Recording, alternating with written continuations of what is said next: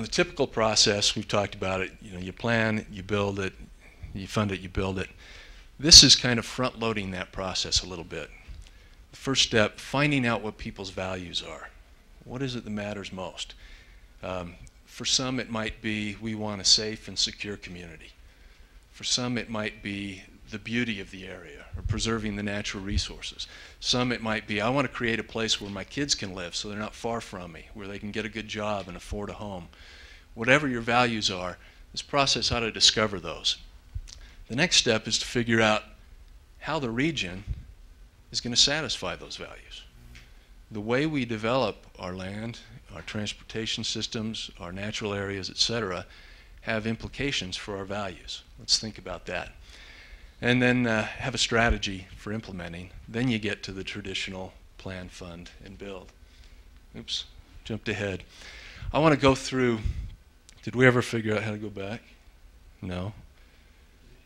The other arrow, yeah. There we go.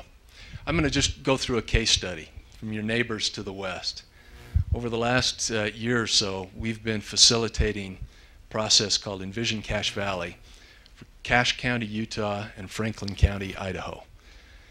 They came together and said, that air quality stuff that we're dealing with doesn't stop at the border. And our transportation and economic issues don't stop at the border. Let's get together and solve this problem together. So this was a process that we facilitated, but it was sponsored by the Cache Valley Regional Council, which includes elected officials from both Idaho and Utah, probably similar to the regional commission that you have. This was a fascinating process, and so I'm just going to kind of go through it quickly, give you a sense for how things might unfold.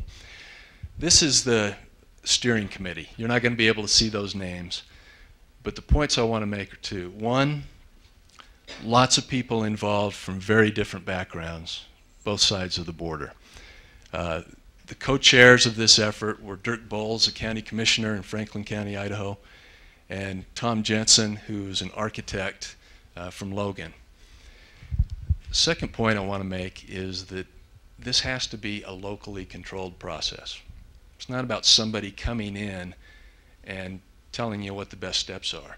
These things only work if there are people locally who care, who will drive the process, who will make decisions about what's presented to the public and how. And the fact that I see all of you in this room tells me you've got the local support. It's about local control. The next thing we do is a baseline analysis. Kind of figure out where we're going. If we keep on the path where we are now, where are we going to be?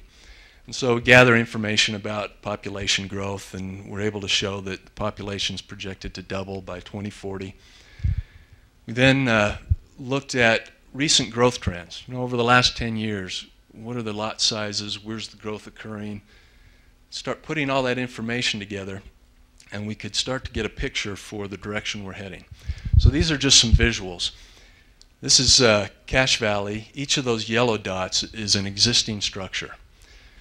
Projecting out the population growth and the type of growth we've seen recently, those red dots show new facilities, new buildings by the year 2040. Now this is in Wellsville today, 2040. Nibley, 2040. Logan,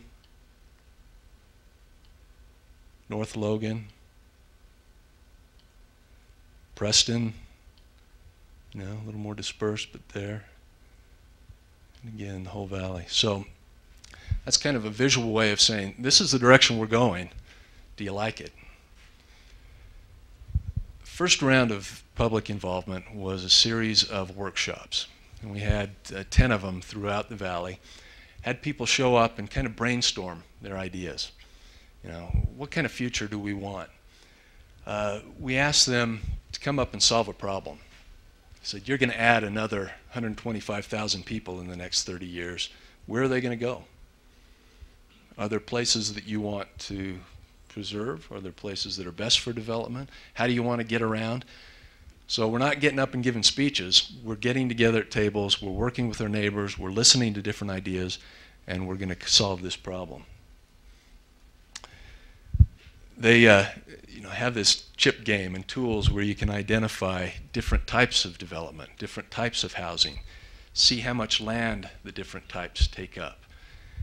And as I said, really just kind of a brainstorming effort. We use keypad polling. I don't know if you're familiar with that, but if you ever saw that show, Who Wants to Be a Millionaire? They have a lifeline where you can poll the audience, and they push those buttons and you see the graph comes up that shows how many people voted for each item. You can do the same thing here and ask people in a group a series of questions.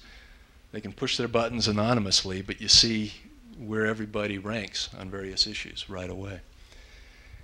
The next step is a series of town hall meetings where we explore alternative scenarios, alternative ways of growing. And we had 14 of these all around the valley. This concept of scenarios is one that was used previously by some multinational corporations, used by the military, and it's really a way to explore strategies that can work in a number of different futures.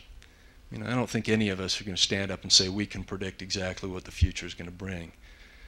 But we can work together through scenarios planning to identify strategies that work in a number of different futures. So that's what this is about. It's taking the ideas and concepts that the public came up with on their maps, identifying general themes and concepts for scenarios, and then testing them. So this is the baseline scenario. This is the direction that they were heading with their current growth patterns. And I'm not going to go through the details, but just want to give you a little flavor. There was another scenario that looked at more of the growth along the east and the west benches, looking at a bypass road that might ease some of the traffic on Main Street. Another scenario was focusing on more town centers and villages within existing communities. Again, a little bit of a bypass road, starting to look at some public transportation options, bicycle options, trails, etc.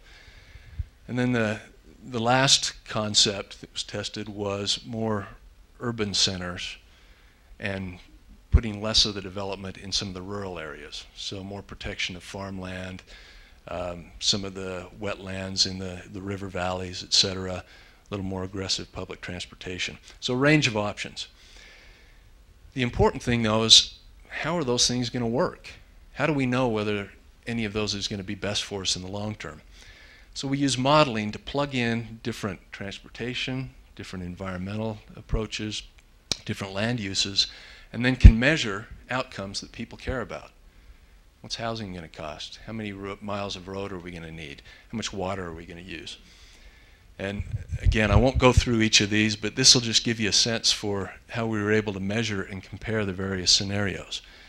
What the types of housing would be, average housing cost, how much energy would be consumed on average, how much new impervious acres would we create, water flows, water demand. A big issue is how are we going to provide the water for all those people. The way you develop has implications for how much water is used. How many miles are you going to drive each day? How much time will you spend in your car every day? Vehicle emissions. Air quality is a huge issue in Cache Valley. They wanted to know, are there different transportation development options that can improve our air quality?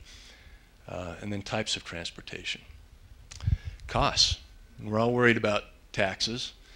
So different development patterns have different implications for infrastructure costs that we all pay for and cost per household.